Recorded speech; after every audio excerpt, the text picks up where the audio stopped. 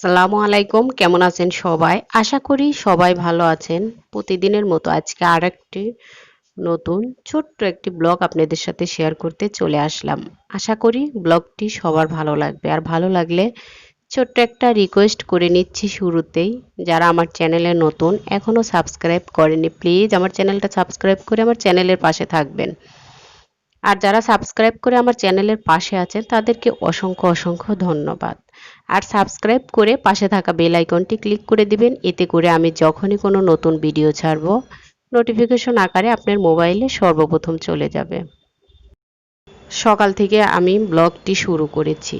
তো সকালের নাস্তায় আমি এখানে আলু পরোটা ভেজে নিচ্ছি। তো আজকে আমরা আলু পরোটা দিয়ে সবাই মিলে নাস্তা করে নেব। তো আলু পরোটাটা খেতে কিন্তু ভীষণ মজার হয়। আর আমরা কিন্তু রাতে মাঝে মাঝে আলু ভর্তা বানিয়ে থাকি। সেটা কিন্তু সম্পূর্ণটাই শেষ হয় না, অনেক সময় থেকে যায়। সেটা কিন্তু আমি ফেলে দেই না, ফ্রিজে রেখে দেই। তো আপনারা চাইলে ফ্রিজে রেখে এভাবে পরোটা বানিয়ে খেতে পারেন। অনেক সময় সকালবেলা আসলে আলু সিদ্ধ করে ভর্তা বানিয়ে পরোটা বানানোটা ঝামেলার মনে হয়। তো থাকলে কিন্তু পরের দিন আপনি সকালবেলা ঝটপট এভাবে আলুর পরোটা বানিয়ে নাস্তা হিসাবে খেতে পারেন।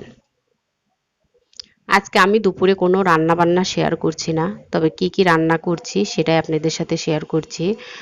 তো আমি এখানে শুটকি দিয়ে একটা তরকারি রান্না করেছি।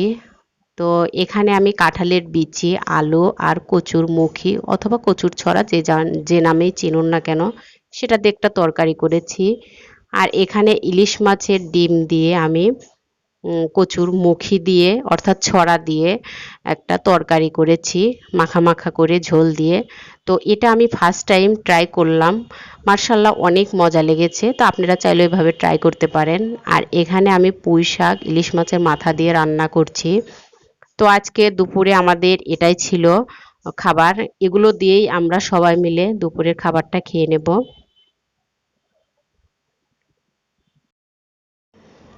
এখানে বিশাল বড় একটা বস্তা দেখতে পাচ্ছেন, এই বস্তার মধ্যে কি আছে সেটাই আপনাদের সাথে শেয়ার করব।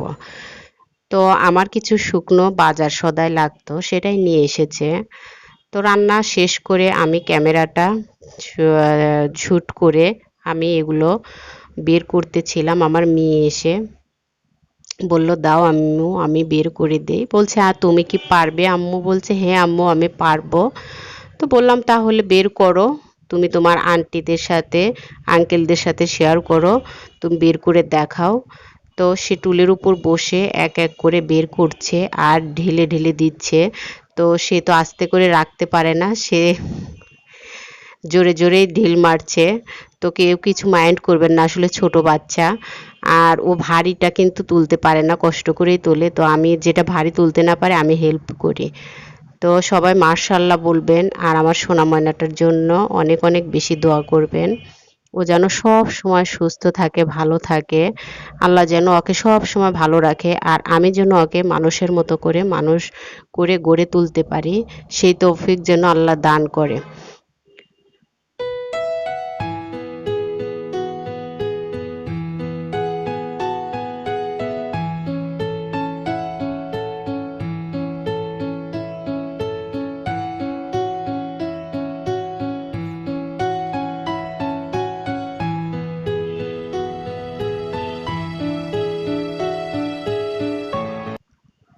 সে পাউরুটিটা বের করেই খুলতে চেষ্টা করছে, খাওয়া শুরু করবে।